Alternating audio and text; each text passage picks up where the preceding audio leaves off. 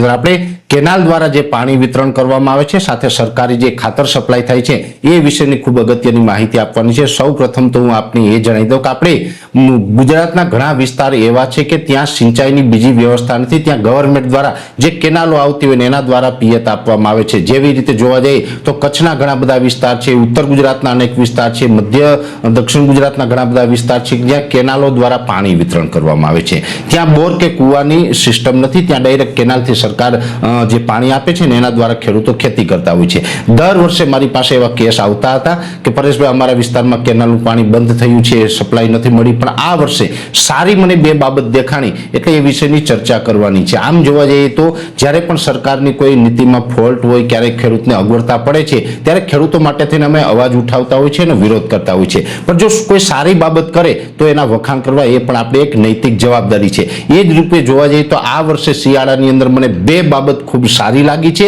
એક તો કેનાલ દ્વારા જે પાણીની સપ્લાય થાય છે, વિતરણ થાય છે, એ સમયસર ખેડૂતોને મોટા ભાગે લગભગ આપવામાં આવ્યું છે, એટલે કે 90 થી 95% વિસ્તારોની અંદર કેનાલનું પાણી છે શિયાળુ પાકમાં સમયસર મળ્યું છે।